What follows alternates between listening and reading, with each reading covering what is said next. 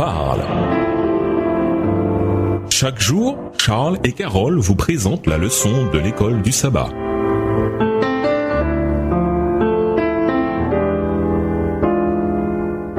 Bienvenue dans votre émission Dieu nous parle. Nous voilà au mercredi 3 août. Se mêler avec sagesse. Un orateur demanda à un groupe de donner le nombre de leurs amis non adventistes. Un homme au fond de la salle se leva et proclama d'un air triomphal: « Je suis fier de dire que je n'en ai aucun. » Il ne pensait peut-être pas à mal, mais ses paroles en disent beaucoup sur le genre de lumière qu'il était pour le monde. Comme nous l'avons déjà vu, Matthieu 5, le verset 13, déclare que nous sommes le sel de la terre. Mais ce sel peut perdre de sa saveur. Un marchand de Sidon avait stocké une grande quantité de sel dans des abris avec un sol en terre battue. Du fait que le sel était en contact direct avec la terre, il perdit de sa saveur. Ce sel fut jeté et utilisé pour faire des routes. De la même manière, nous devons être prudents quand nous nous mêlons au monde. Laissons-nous le monde nous voler notre saveur unique? Nos valeurs sont-elles les mêmes que celles du monde? Que pouvons-nous retirer de ces histoires sur la manière de ne pas se mêler au monde? Genèse 13, les versets 5 à 13, Genèse 19, les versets 12 à 26, Nombre 25, les versets 1 à 3,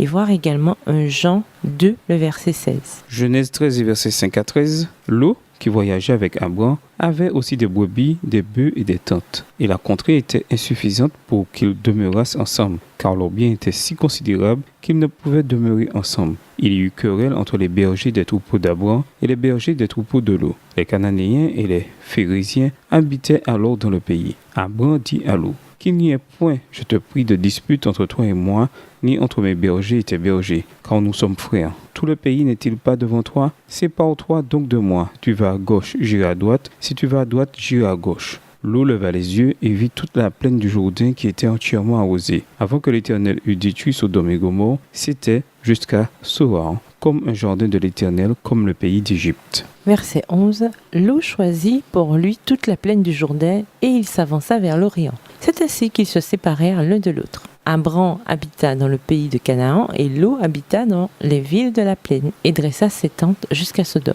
Les gens de Sodome étaient méchants et de grands pécheurs contre l'Éternel. Genèse 19, versets 12 à 26, les hommes dirent à Lot: « Qui as-tu encore ici? Gendre, fils et filles, et tout ce qui t'appartient dans la ville, fais-les sortir de ce lieu. Car nous allons détruire ce lieu, parce que le cri contre ses habitants est grand devant l'Éternel. L'Éternel nous a envoyés pour le détruire. » Lot sortit et parla à ses gendres qui avaient pris ses filles. « Levez-vous, dit-il, sortez de ce lieu, car l'Éternel va détruire la ville. » Mais, aux yeux de ses gendres, il parut plaisanter. Dès l'aube du jour, les anges insistèrent auprès de Lot en disant: « Lève-toi, prends ta femme et tes 2 filles qui se trouvent ici, de peur que tu ne périsses dans la ruine de la ville. » Et comme il tardait, les hommes le saisirent par la main, lui, sa femme et ses 2 filles, car l'Éternel voulait l'épargner. Ils l'emmenèrent et le laissèrent hors de la ville. Après les avoir fait sortir, l'un d'eux dit: « Sauve-toi pour ta vie, ne regarde pas derrière toi et ne t'arrête pas dans toute la plaine, sauve-toi vers la montagne de peur que tu ne périsses. » Verset 18, Lot leur dit: « Ô non Seigneur, voici j'ai trouvé grâce à tes yeux et tu as montré la grandeur de ta miséricorde à mon égard en me conservant la vie. Mais je ne puis me sauver à la montagne avant que le désastre m'atteigne et je périrai. Voici cette ville est assez proche pour que je m'y réfugie et elle est petite. Oh, que je puisse m'y sauver.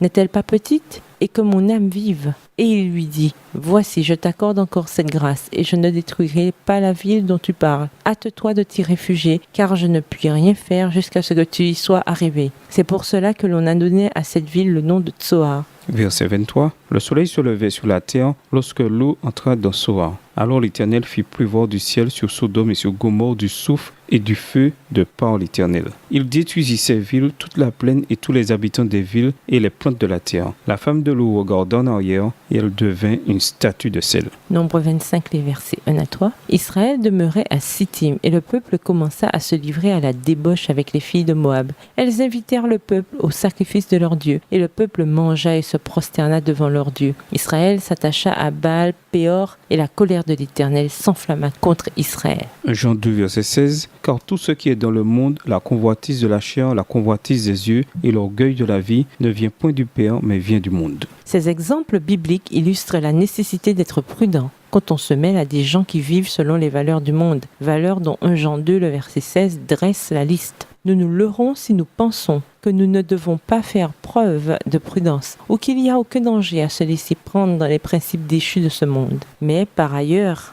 À quoi servons-nous si nous nous cachons loin des regards des autres afin de ne pas être influencés par leurs voix mauvaises? Notez ce conseil sage et équilibré. Les chrétiens déclarés vont-ils refuser de s'associer aux inconvertis et chercher à ne pas avoir de lien avec eux? Non, ils doivent être avec eux, dans le monde et non du monde, mais sans participer à leur voix, sans être influencés par eux, sans avoir un cœur ouvert à leurs coutumes et leurs pratiques. Ces associations doivent avoir lieu dans le but d'attirer des hommes au Christ. Combien d'amis non-adventistes avez-vous? Quelle est la nature de vos relations? Qui influence le plus l'autre, vous ou eux? Et nous vous laissons avec cette question de réflexion. Pour vous mêler à nos semblables avec sagesse, feriez-vous des choses différemment du Christ? Pourquoi? Au revoir. Et à demain si Dieu veut. Dieu nous parle. Chaque jour, Charles et Carole vous présentent la leçon de l'école du sabbat.